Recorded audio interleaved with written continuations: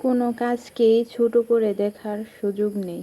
আপনি যখন কোনো কাজকে বোঝা না ভেবে আনন্দের সাথে করবেন, তখন সেই কাজটিতে ক্লান্তি আসবে না, বরং এক অদ্ভুত তৃপ্তি খুঁজে পাবেন। প্রতিটি কাজই শেখার এবং নিজেকে প্রমাণের একটি নতুন সুযোগ। আসসালামু আলাইকুম এভরিওয়ান। আশা করি আল্লাহর রহমতে সবাই ভালো আছেন। আমার আজকের ব্লগ ভিডিওতে আপনাদের সকলকেই স্বাগতম। আজকে 2 দিন যাবৎ টানা বৃষ্টি চলছে, কিন্তু কি আর করার, সবজি তো তুলতেই হবে। আজকে বৃষ্টির কারণে ঘুম থেকে উঠতে একটু দেরি হয়ে গেছে। তাই আব্দুল্লাহর বাবা বলতেছে, চলো না তুমিও আমার সাথে গিয়ে সবজি তুলে দেবে। তো আর কি, আমিও তাকে সাহায্য করার জন্য সবজি তুলতে চলে আসলাম। আমার সবজি তুলে বাজারে দিতে খুবই ভালো লাগে।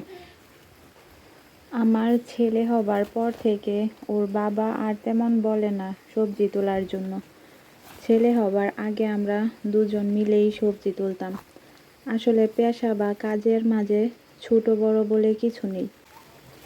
প্রতিটি কাজেরই নিজস্ব গুরুত্ব রয়েছে।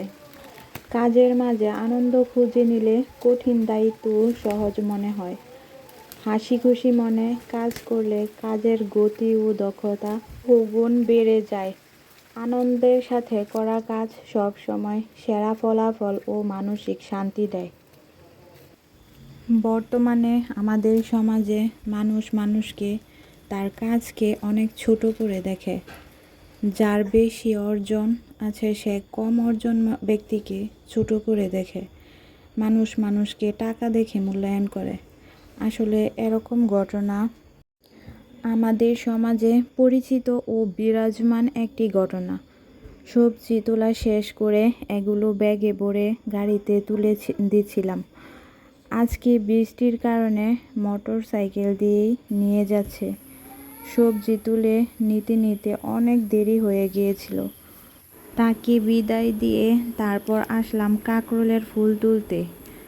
সবজি ফুলগুলো খুবই ভালো লাগে দেখতে। বিয়ের আগে এসব কিছুর সাথে কোনো দিনই পরিচিত ছিলাম না, অথচ আজকে এসবের সাথে কতই না পরিচিত। আসলে মাটির কাছাকাছি থাকলেই জীবনের আসল মানে বোঝা যায়। মাটির সুধা গন্ধ এবং প্রকৃতির নিবিড় নিদ্য সত্যিই জীবনের এক পরম প্রাপ্তি। যান্ত্রিক কোলাহল থেকে দূরে গ্রামের মুক্ত বাতাসে মাটির কাছাকাছি থাকার মাঝে যে অনাবিল শান্তি ও জীবনের আসল অর্থ কি আছে তা আর কোনো কিছুতে নেই। মাটির মাঝে এভাবে পেয়ারাগুলো বিছিয়ে পড়ে আছে। আসলে এ বাড়িতে সব কিছুই মাটিতে পড়ে মজে। সিজনের বেশিরভাগ ফলই মাটিতে পড়ে নষ্ট হয়। আব্দুল্লাহর বাবা বেশ কয়েকদিন যাবতই বলতেছিল ডাঁটাগুলো যেন নিয়ে যাই, আর নেওয়া হয়ে ওঠে না। আজকে ভাবলাম আসছি যখন ডাঁটাগুলো নিয়েই যাই। আসলে নিজেদের খাওয়ার জন্য আলহামদুলিল্লাহ এত সবজি আছে যে সব পদ রান্না করে শেষ করার মতো না। মানুষ চিন্তা করে আজকে কি রান্না করব, আর আমি ভাবি কোনটা রেখে কোনটা রান্না করব।